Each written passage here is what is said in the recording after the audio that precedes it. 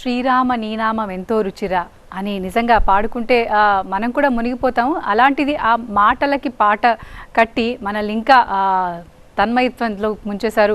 చాలా పాటలు పాడి జొన్నవిత్తుల గారు మీరు అంటే ఇప్పుడు అంటే అన్ని ఆధారాలతో ఇప్పుడు రాముడు నడిచిన భూమి అన్నట్టుగా నేల ఇది అని మనం రుజువులతో పాటు ఇప్పుడు యూత్ అంతా అంటే ఈ ఫ్యాక్ట్స్ ఉంటే కానీ నమ్మలేని యూత్ అదంతా అంటే ఈ జనరేషన్కి మనము ఇప్పుడు దీన్ని తీసుకొని మరి రామ మార్గంలో నడుస్తారంటారా? ఎలా వాళ్ళని దిశానిర్దేశం చేయొచ్చు ఈ ఘట్టం ద్వారా?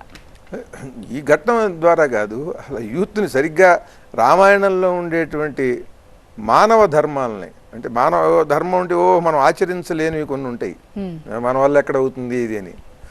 ఉదాహరణకి కాఫీ తాగటం అలవాటు పడిపోయిన వాడు ఇది ఎక్కడ మానగలము అనే స్థితి వచ్చేస్తుంది. అంటే అట్లాగే కొన్నిటికి అలవాటు పడిన వాళ్ళు ఇవన్నీ మనం ఎక్కడ చేయలేము, ఇవన్నీ రాముడు అంటే చేశాడు అనుకుంటారు.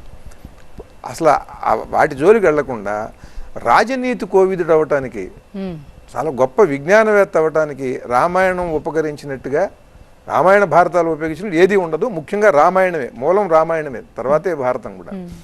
ఈ రామాయణాన్ని కనుక సరిగ్గా దాన్ని అధ్యయనం చేయిస్తే మంచి విశ్లేషణ సామర్థ్యం ఉండి ప్రపంచ జ్ఞానం ఉన్నవాడు రామాయణాన్ని చదివి దాన్ని అధ్యయనం చేయాలి. ఒట్టి రామాయణం చదివితే రామాయణం బాగుంటుంది, ప్రపంచంలో ఏం జరుగుతుందో కూడా తెలియాలి.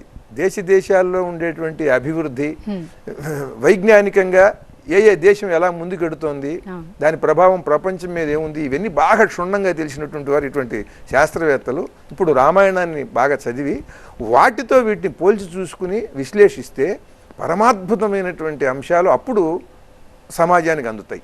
కేవలం ప్రవచనం కోసం రామాయణం చదివితే దాంట్లో ధర్మమే చెబుతారు, అంతకన్నా తెలియదు వాళ్ళకి. అలా విజ్ఞానవేత్తలకి విజ్ఞానం మాత్రమే తెలుసు, అది రామాయణంలో ఉన్నది అంతర్గతంగా ఇన్ని రకాలుగా ఉన్నది అనేది తెలియదు. అలా రామాయణాన్ని గనక దాంట్లో ఉన్న రాజనీతిని జాగ్రత్తగా అధ్యయనం చేసి పిల్లలకి గనక యువతరానికి చెబితే వాళ్ళ ఈ ఎన్నికలకి మొత్తం రాష్ట్ర భవిష్యత్తుని మార్చేటువంటి మేధావులు పుట్టుకొచ్చారు కదా. ఉదాహరణకి ఒక ప్రశాంత్ కిషోర్ లాంటి వాళ్ళు, అలాంటి ప్రశాంత్ కిషోర్లని ప్రతి సంవత్సరం 100 మందిని ఒక్కొక్క విశ్వవిద్యాలయం పుట్టించగలదు. రాముడి గనక బాగా అధ్యయనం చేస్తే ఆ రాజనీతి దాంట్లో ఉండేటువంటి పరమ సూక్ష్మాలు అలా ఉన్నాయి.